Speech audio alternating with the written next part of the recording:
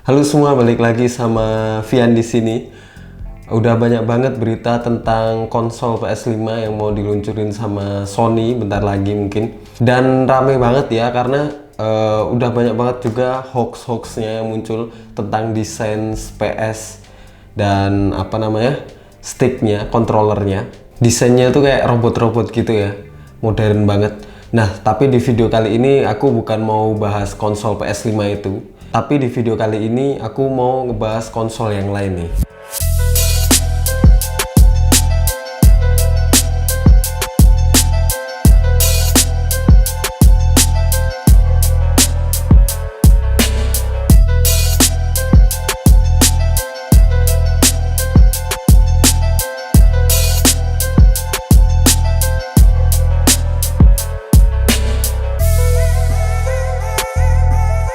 Nah, ini dia udah ada PS1 ya, atau PlayStation 1. Nih kayak gini nih. Ini legend banget, jadi kita kasih hormat dulu.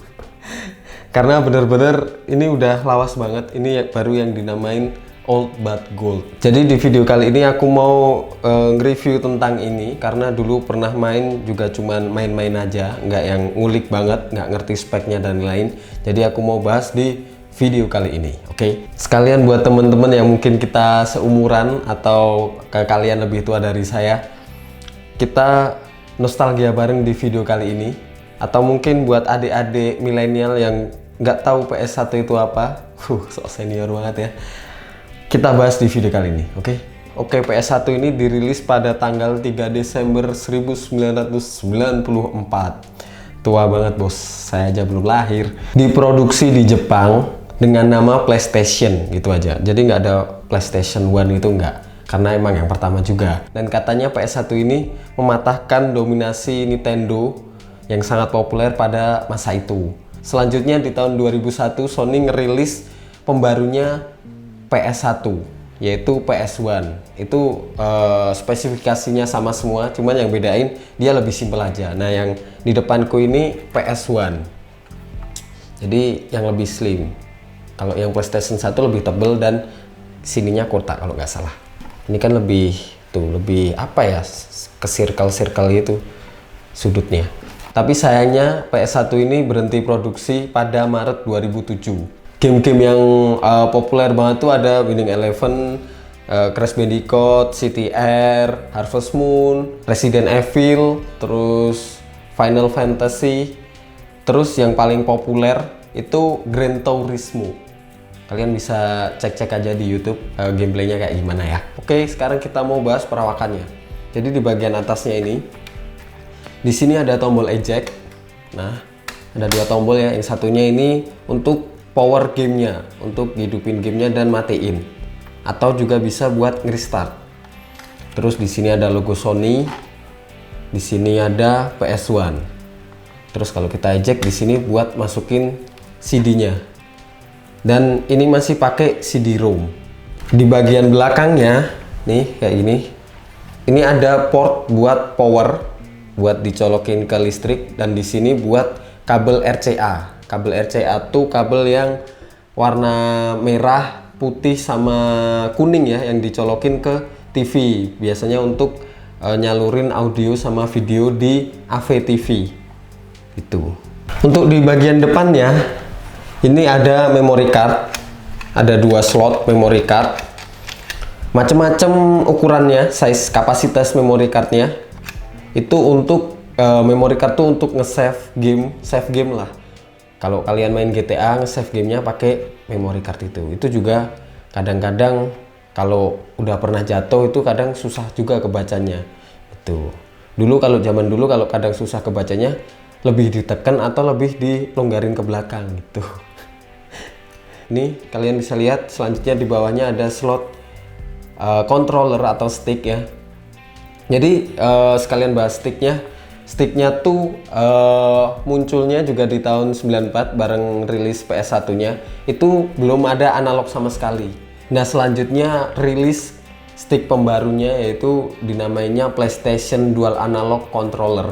Itu di tahun 97. Masih di tahun yang sama Sony ngeluarin lagi sticknya lagi yang masih mirip banget kayak PlayStation Dual Analog tadi. dengan nama DualShock. Nah itu yang udah bisa getar, jadi sensasi main gamenya lebih kerasa. Nah yang di sini, stick yang di sini itu udah DualShock, jadi bisa getar. Dan ini masih logonya PS1, bener-bener nih ya. Nanti kalau bahas stick, kita bahas dikit aja sticknya ini.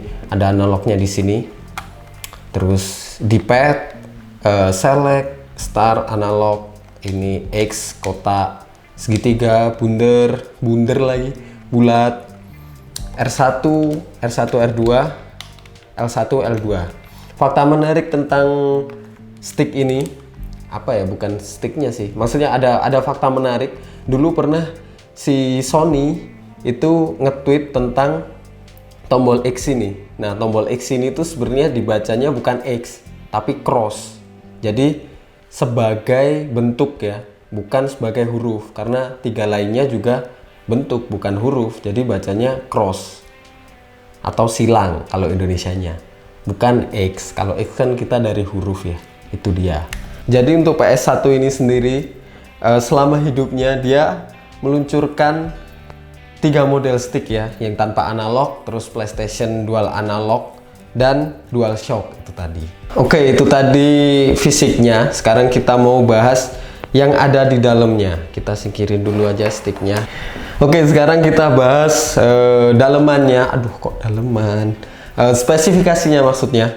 Jadi PS1 ini bener-bener speknya tuh plug sama PS1, cuman bedain ya slim itu tadi.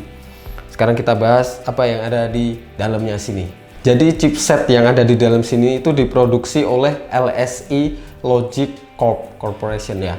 Terus PS1 ini itu pakai CPU R3000A Family R3051 33,8 MHz. Nah untuk fitur CPU-nya ada yang namanya tuh bus bandwidth. Bus bandwidth tuh untuk kayak core-nya gitu. Dia adalah rasio kecepatan yang ngehubungin komponen-komponen di dalamnya kayak RAM atau chipset itu kecepatannya 132 Mbps doang. Itu untuk CPU sangat lambat ya untuk sekarang. Ada juga buat audionya, namanya tuh SPU Sound Processing Unit, itu pakai support ADPC 24 channels, ukurannya 512 KB, itu kecil banget. Dan untuk CD-ROM-nya, tipenya tuh ini namanya tipe CDDA. CDDA itu Compact Disc Digital Audio, 128 KB buffer. Selanjutnya yang nggak kalah penting, BIOS-nya itu ukurannya 612 KB ROM, ya, kecil juga. Dan yang terakhir itu ada memory card di dalamnya, ukurannya cuma 128 KB pada EEPROM.